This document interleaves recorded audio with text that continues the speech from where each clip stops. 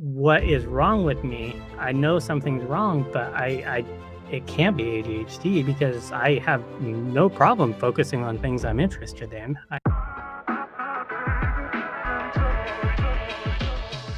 Hey squirrels, welcome to ADHD, where ADHD isn't some clinical diagnosis, it's just life.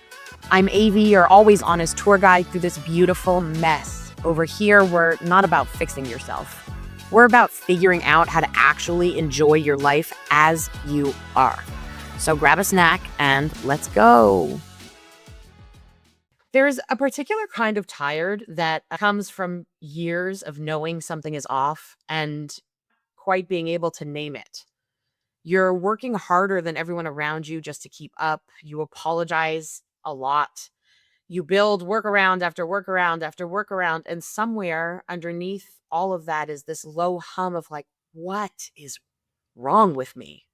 And then one day, sometimes decades in, you finally get the word for it. And it turns out nothing was ever wrong with you. You were just running around undiagnosed. Today's guest was diagnosed with that word at age 35. And instead of grieving the time he lost, he turned it into a mission so the people near him and his own kids wouldn't have to wait as long. Hey, squirrels, welcome back to ADHD. Today, I am joined by Braden Young. Braden is a certified ADHD life coach and the founder of Empower ADHD Solutions, based out of Central Washington.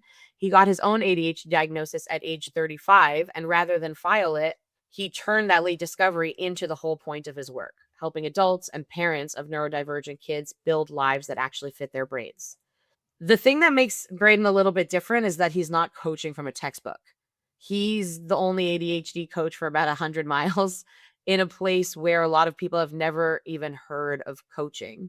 He co-hosts the DaddyHD podcasts. He facilitates ADHD support groups, and he's doing all of it while being a husband and a dad, which, if you have ADHD, and most of you do, you know is its own kind of full contact sport.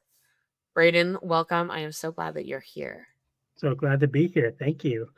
So let's start at the beginning. Take me back to before you actually had a word, had a diagnosis. What did something's off, but I don't know what it is. What did that look like for you in your day to day? So growing up for me, it was very much I was different. I knew early on that my brain just worked differently from other people, and in fact, my mom had taken me into doctors, and because at the time, ADHD was the disorder for hyperactive boys, right? And because I wasn't that super hyperactive boy, the official diagnosis that the doctor gave to my mom was just he's highly intelligent and his brain's just going to work differently than other kids. And and so basically that was what I was told my whole life, which of course, was great early on in like elementary school, but like as soon as I hit like middle school and stuff where homework started to become a thing, that's when like my grades really started to slip, which of course is counter to the highly intelligent thing because it's like, okay, if I'm so smart, why am I getting like C's and D's in my classes? Well, it's because I was never ever turning in my homework. And because there's like a thousand other things that I could be doing that are much more interesting than homework. So I could ace any test that they threw at me, but because, homework was like 75% of my grade most of the time, that's where my grades would slip. So that, and then of course, when I eventually graduated and got out on my own and had to deal with like the real world stuff and was like failing left and right because executive function just was not working for me. It really hit me hard early on and it ended up morphing into like depression and anxiety, things like that. And for a long time, when I go to see the doctor, that's just what they diagnosed me with until I think I read somewhere online, started reading about how it wasn't always just hyperactivity. And I started reading the list of ADHD traits. And I was like, wait a minute. So I went to my general practitioner, and this was, I think, back when I was like 31, actually. And I had talked to him about it, and he was like, "Oh, no, no, no, you are too smart, I guess, to be able to." He was just very stigmatized, had a very stigmatized Mhm. view of ADHD. But interestingly enough, he still put on his internal notes that I had ADHD. He just wasn't treating me for it. So I went for like 4 years still getting treated for anxiety and depression. And then I was like, I need a second opinion because I know this is what I have to have. So I actually went to a legit psychiatrist, and he told me within like 2 minutes of walking in, he recognized that I had ADHD. And on top of that, he also had access to all of the notes from my previous doctor. And he's like, and by the way, you were diagnosed with this technically 4 years ago. And I'm like, wait, what? And he was like, "Oh, yeah, that's because it's on the internal notes and you didn't probably see that." And that was kind of the start of my journey. And because of the fact that, like, obviously it was stigmatized with my doctor and everything, and stigmatized growing up because I didn't know that that's what I had growing up because that's not what I was told it was. That kind of turned into my mission. I really wanted to start, digging deep and researching and learning about it so that I could educate people. And that's when I started on my website and a blog so that people could read and learn about ADHD from someone who had lived experience and from someone who didn't realize that they had it, because I think that that's where a lot of people stand with it. The high intelligence piece is so interesting because it is ostensibly our greatest strength, but everybody that I meet, I'm trying to think if there's anyone who stands out. Everyone who I have met in the last year who is late diagnosed is also highly intelligent. So there's compensatory effects of the high intelligence that prevent us from getting diagnosed and also kind of prevent the questionnaires from working properly on Mhm. us and all kinds of things. I've always struggled with multiple choice. Like, a lot of these could be technically correct. You need me to argue any one of these angles. So I'm writing like little essays on the side as to why each one could technically have elements that are correct. They're like, pick the most correct answer. I'm like, I don't even know what that Yeah, means. and because we're divergent thinkers, right? We are sitting here coming up with a way that this could work potentially. And 100%. exactly. And so, yeah, I absolutely see that. And I think that part of the highly intelligent aspect is we just learn to cope with things because we end up using our intelligence to our advantage whenever we can. And I think that just kind of creates an extra mask on top of everything that makes it even harder to diagnose, which is why most of us end up being late diagnosed.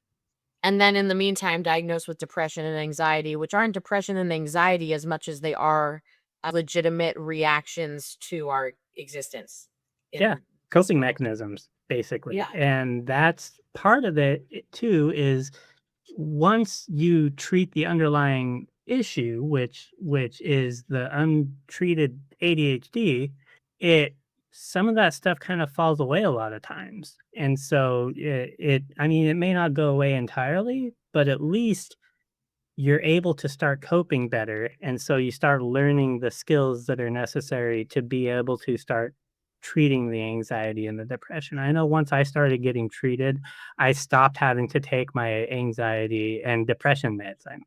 Mhm. So it really helps when you know what's going on and you can kind of start to figure out the tools that you really need to help your life work around your own brain.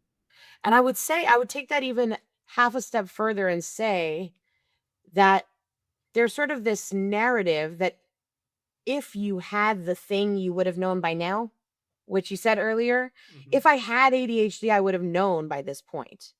And for my listeners, that's not necessarily true because you're also super smart. Yeah.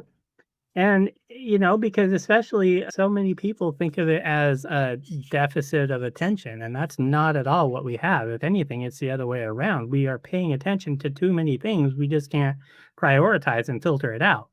And so a lot of it ends up becoming noise. And that's where I think that for me, it was a huge indicator like, okay, what is wrong with me? I know something's wrong, but I it can't be ADHD because I have no problem focusing on things I'm interested in. I can focus on that and everything else melts away. In fact, that was after I started getting treated for it and I started on my meds, I didn't notice anything myself when I started getting my meds. And my wife came in and she started talking to me one day. I was reading something on my phone and she asked me a question and I just immediately responded. And she's like, "Wait, wait, wait, wait, hold up." She's like, I'm like, "What's wrong?" She's like, "You don't do that ever. Like, if you're reading something, you never answer me." She's like, "So that's how I know that your medications are working for you is because suddenly I can talk to you while you're still doing something and you can hear me." And so, it's really and that's where, when I'm coaching, especially newly diagnosed clients, and they're thinking like, "Oh, well, I thought this was supposed to be like some world-changing thing." Well, no, not technically. If you're doing it right, you shouldn't really notice anything other than things start getting a little bit easier for you. A lot of times it's everybody else that notices the difference. Wait, I'm choosing a direction. There's so many choices. I know, where are you going? Um, oh, I'm unmedicated. One moment, There we go. medication pause. Hmm, Why is that? Because I was thinking, why am I having such a difficult time choosing the direction that I would like to follow right now? Turns out I haven't medicated yet for the day. This there we go. conversation's about to get a lot more focused. Okay. So I think that the direction I'm going to choose is when you have more information about yourself. It you were saying that it kind of allows you to connect the dots about your past narratives or kind of the way that you've viewed yourself in the past. What I hear a lot from people is that they realize they're not so weird, or maybe they're not weird by themselves. Was that kind of a similar experience for you as well? So, initially, I at least realized that I wasn't completely alone in it, and I knew that at least there were other people out there, especially once I started finding communities, like the Men's ADHD support group, which I'm a board member of, and a few other ones, like, online that I had found, and I started talking to people, I started realizing that I'm not alone in this, and I started to feel like maybe I had a people out there that would actually understand, and I think the first time that it really hit me, like, hard was back in 2023. I went to the international conference for ADHD, and that was the first time I walked into a room where I was like, I am surrounded by people that get me. And I was able to kind of finally like completely like remove the mask because nobody cared.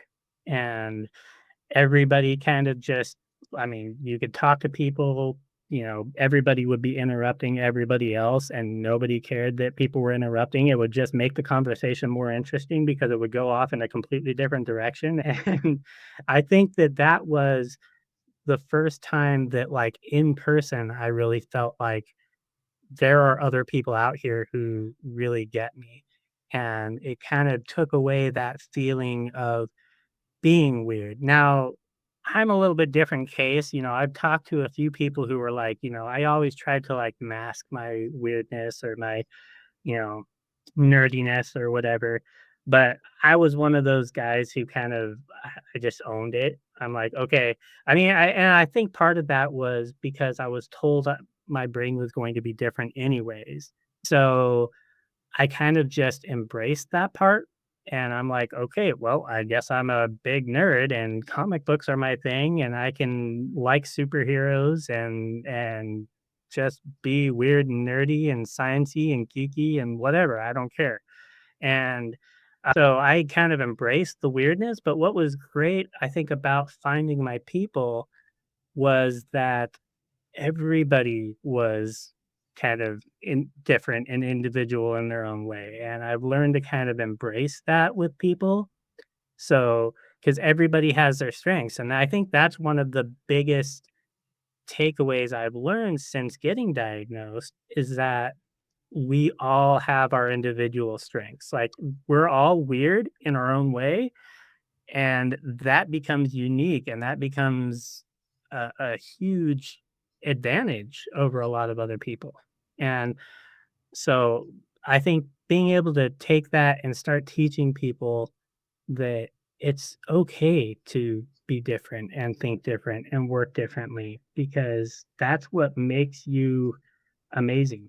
If you fight your weird because you want to be, because people around you feel more comfortable when you're like them, you're doing a disservice not only to yourself, but to humanity, because humanity relies on this 20% to keep things moving.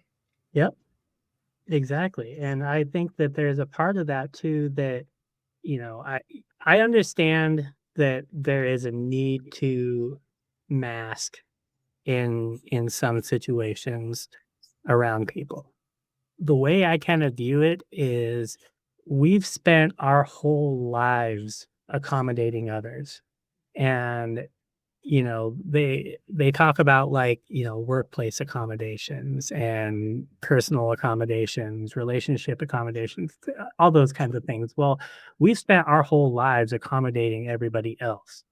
At some point, it's okay to let people accommodate us in return.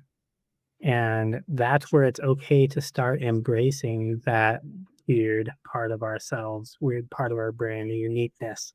And, let the uncomfortable people, I guess, be a little bit uncomfortable because at some point we got to look at it as we've spent our whole lives sitting in that discomfort. And we have to be able to let the people who are uncomfortable, they're either going to accept it or they're going to move away from it. And if they leave because of that, well, I mean, I guess that just kind of opens up our windows of opportunity more, right? Because we no longer have to deal with that. And, that's not to say, be weird to the point where it's obnoxious and it drives everybody away because we don't want to do that, right? But we do need to embrace that part of ourselves because that is what makes us unique and what makes us valuable, really. You're allowed to choose the people who are one layer closer to you, who misinterpret me, are not in my innermost layer. If over time they choose to learn how to interpret me properly, then maybe they would, I don't know, like they can apply, I guess, to be in the innermost layer. But I am interpreted a lot as being very angry, intimidating. When I was younger, I used to get scary. People don't call me scary as much anymore because I want to debate. I like to debate. It's fun for Mhm. me. I like the back and forth. I like the banter. And if you're a person who interprets that as combative, then you're going to perceive me as being angry all the time. But I can't control your interpretation of my desire to debate. And I personally don't want to have surface level conversations. They're not fun for me. Like, I don't ever want to talk about the weather unless something really cool is happening with the weather. So I just don't. And there has to be like a why. Why am I here? Why am I interacting? For the purpose of interaction is a valid why, right? But then you understand where the interaction needs to be. I am a woman. I am allowed to approach things with a total goofball energy, and people accept that very, very much. I don't do the segues. I will jump into something goofballish. I can get away with that because I'm a woman. Some dude who's popping into your conversation with the goofball energy, it's not perceived the same way by the people for the most part. And also, I have been socialized significantly more to listen, to like talk less in conversations. So when you're a neurodivergent male specifically who's been socialized as a boy and as a man, the challenge, I think, that's the most painful part is the silence. Absolutely. And that's, I think, the hard part because, growing up, I grew up in an environment where it was kind of the I was supposed to be seen and not heard kind of thing. Of course, being neurodivergent, I interrupted people all the time. And so I was quickly drilled to not do that. So that's still something that I find hard for me is I will sit there and just be silent and stoic and listening a lot during conversations to the point where I don't really get my say in when I need to because I spent so much time learning that I'm not supposed to be talking. I'm supposed to be listening, and that's what I need to do. But one of the things that a lot of my neurodivergent friends are teaching me, and honestly, I think hosting a podcast has been hugely beneficial for me in that regard, is that it's important to be able to speak up when I do have an important idea and say something. And it's okay to, interject when it's appropriate. And I think that it is something that, for men, it's hard because there is that stigma about, you know, we're supposed to be the strong, silent, stoic types. And it really, I think that's one of the things I really appreciate about the Men's ADHD support group is that something that we're really trying to change that narrative so that, it's okay to be different, to be more vocal, to be emotional. We don't have to have that kind of silent provider, strong, it's okay to be weak sometimes. And that's really it really does affect a lot of the narratives. And especially like for me, being in an area where, like I said, you know, coaching for ADHD is like not known. Like, what's that? And being able to talk about like these kinds of vulnerabilities, one of the biggest things is I have when I first started doing my support group work and advocacy work in the area, it was mostly women stepping forward and saying, "Hey, talk to me about this ADHD thing." And for the guys, it's so much considered a weakness that they don't want to step forward and say anything. But once people start to realize that it's not necessarily a weakness, it's just essentially a label on a bunch of personality traits that we have. And that is okay, and it's been around, it's just been called different things. I had a grandpa, my grandpa was the strong silent type. Well, it turns out he's probably had some autism going on, you know, and I think that these kinds of things, when, the people that are the storytellers, the night owls, the creatives, the everything, all these things have been around forever. ADHD, autism, all of that's been around forever. It's just been called different things and it's been associated with different personality traits to some degree or another. I went all over the place with that, so No, that was awesome. You're in the right place for that. When we're talking about men in general, and here specifically men with ADHD, we need to remember that everybody around us is at capacity. Literally everyone is at capacity. So men are frustrated with women because, they women have these expectations and men say, "I'm at 100% capacity." And then women look at them and they're like, "Cool, I'm at 200% capacity. So like I literally don't care about your 100% capacity." That narrative doesn't help us. The fact of the matter is that we're all at capacity. And if we can all ask for help and support from each other in the places that we need it, then we can all share capacity. And if we don't, then we will all be drowning. Some of e us might be drowning deeper, but drowning deeper doesn't mean that not, everyone's going to die. Like we're all drowning. exactly, and I think that that's something that is really hard for men, especially, is the asking for help aspect of it. Yeah, we're all at capacity, like you say, and finding the support network that we need to be able to ask for help and finding the ways to ask for help. Because a lot of times, and that's something I struggled with before my diagnosis, because in all honesty, I didn't even know what I needed help with, really. It was like, I guess all the things, right? Like, Literally everything. It would be um, great. yeah, yeah. And so it's like when you have so many things that you need to ask help for, but you just spent your whole life figuring out how to do it and how to get by, you kind of develop this coping mechanism where you just kind of stop asking for help because you don't want to burn people out, right?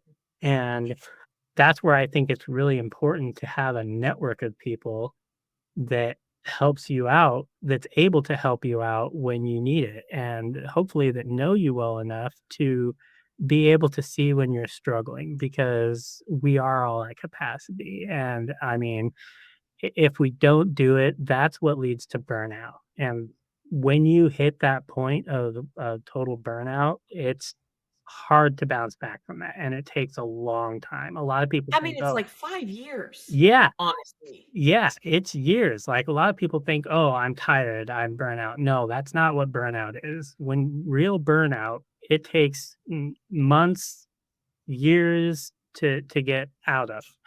And being able to actually have a network of people that can help you and see when you're struggling and getting to that level where you are going to get burnout is huge. One of the things I really appreciate about so I do, my day job is working in IT, and I've been doing that for years and years and years, but I up until my current job, I was just always asked to do more and more and more and more without any help. Thankfully, where I'm at, my boss is also neurodivergent, and honestly, the company I work for is just very neurodivergent affirming, and I do a lot. I wear a lot of hats where I'm at, but they all see how much I can do when I'm able to be at 100%. And they all work together. My entire team works together really well to help each other out so that none of us get to the point where we can't work at 100%. And so if one of us is taking on too much of a load, another person will step in and take some of that load off to kind of help us out.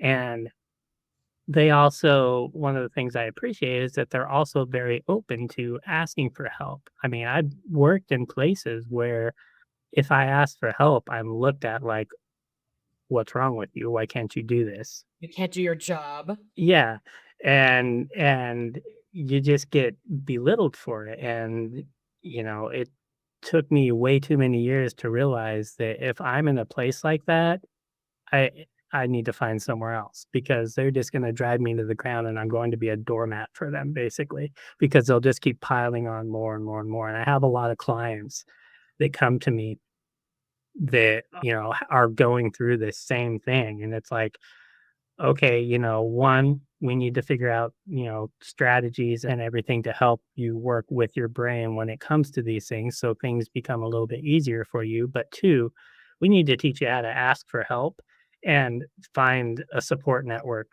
of people who can help you. And so that's been really huge in being able to do that.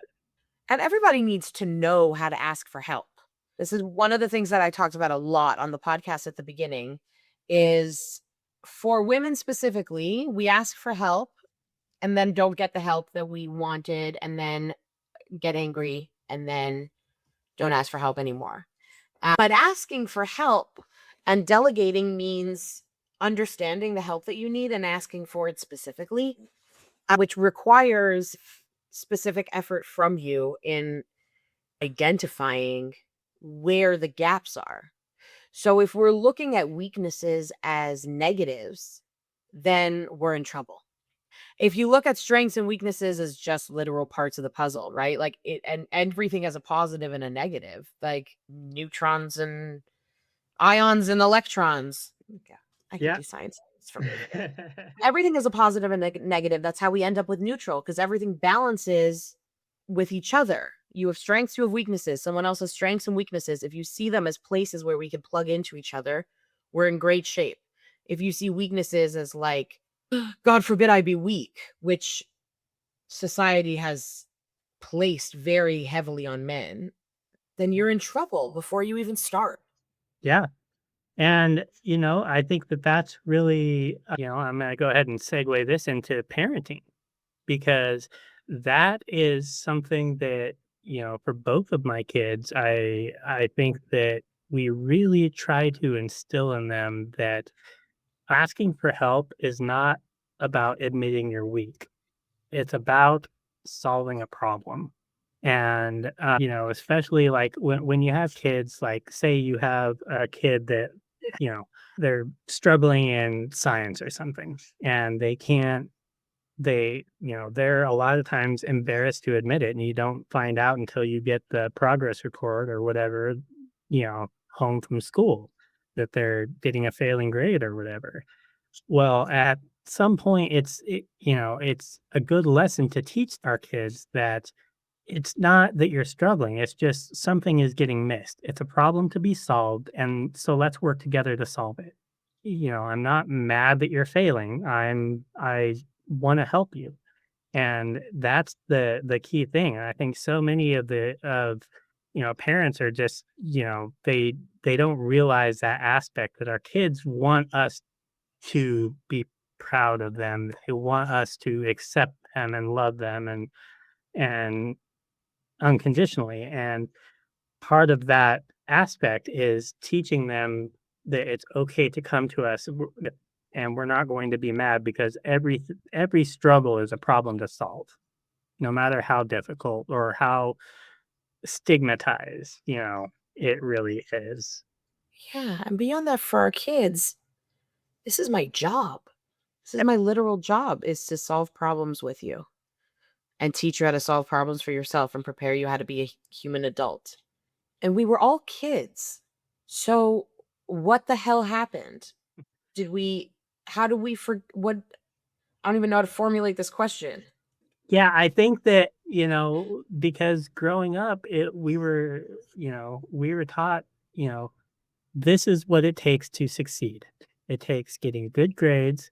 It takes, doing all the right thing, following all the rules, and, never messing up. And if you mess up, you get punished. And so I think for a lot of us, especially people that are like Gen X and stuff like that, end up we grew up essentially learning to just not get caught, I guess, doing bad. And for me, especially, with my grades and whatnot, I was constantly like trying to hide, like, that whether I had homework or whether I had turned the homework in, I was scrambling at school. I mean, I just gave myself so much freaking anxiety trying to trying to just get by I in school. And if I had been taught that, hey, you're struggling with homework, that's okay. Let's figure that out. Figure out a system that works for you so that, you're able to actually do your homework. And that's something that, I don't want my kids to have to go through the same struggles that I did. And so, teaching them, skills for homework. Okay, so you struggle sitting down and just doing your homework in one go. That's fine. We can sit down and we can do it in 10-minute chunks and then get up, go do something else for 10 minutes. And yeah, maybe it'll take a little bit longer to get it done, but you'll get it done because we'll be able to take little breaks in between and you're not having to just hyper focus on it. And if that's what it takes, that's what it takes. It's a problem to be solved. And in doing that and knowing that we can work with our kids, they'll be more apt to come to us later on when they start having, more difficult issues. And then if anything, hopefully, it'll become more like a challenge that they want to take on. The coolest thing for me about parenting is that I'm the grown up now. No shade to my parents. They did the best that they could with everything that they had, and they did a good job. We're the adults now. And when you parent your kids in the way that you wish you had been parented, or the best way that you know how at this time, you get to reparent yourself and like reprogram yourself as well. We can be the parent that we needed, not only for our kids, but kind of for ourselves as well in that regards. And we can teach ourselves those lessons. And I think that's been one of the greatest gifts of parenting. Um, Besides, my kids are amazing, and my kids are always going to be better than everybody else's kids because that's just how it works. But, Props. but is that our parenting, the lessons for our kids become the lessons for ourselves as well, and we can grow right along with them. And I think part of that too is understanding that, and this is something that we try to, talk about on the DaddyHD podcast, is that even in the times that we fail, or we slip and we yell when we didn't mean to, or uh, you know, we just mess up in some way, because of our ADHD. That doesn't make us a failure. That becomes a lesson, just like it would be for our kids. And we own that lesson and we apologize for it and we move on. And instead of beating ourselves up, because I know if I didn't take that approach, there's so many things that I have beaten myself up, especially with my daughter who's a lot older.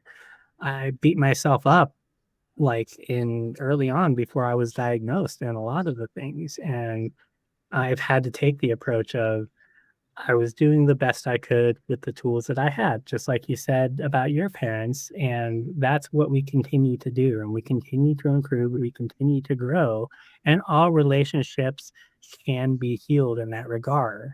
And so my daughter and I are really close. We text each other all the time. She's engaged. She's moving on with her life now and eventually will become a parent herself and she'll try to do better than she'll be the parent that she needed, and that's all we can ask for our kids. And I kind of think that that's evolution. Like we talk about evolution as a very big concept, but this is it. This is how it happens over time. It's parents to parents to children, just doing better than your parents did to the best of your ability, I think. Exactly, and we become that evolution, and we just do the best we can. So everyone should have kids. Yeah, yeah, yeah. It's yeah. I'd say not everybody, but We can all be the adults that we needed as children. yeah, we're all, I think, capable of it. It's just a matter of capacity for some people. Yeah, and I think that because there's people I know who have decided never to have kids, and if that's what they want to do, then great, go live your life, have fun. Right. But I don't know. I love being a parent. I love being a dad. And I think that, we all have the capabilities to be amazing parents. And we just need to be given the opportunity to be the people that we needed. Before I let you go, I'm trying something new called the 30-second trigger spotlight.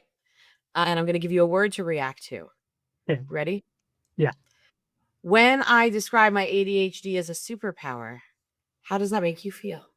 I try not to use the superpower thing. It can be a superpower, but there's also a struggle.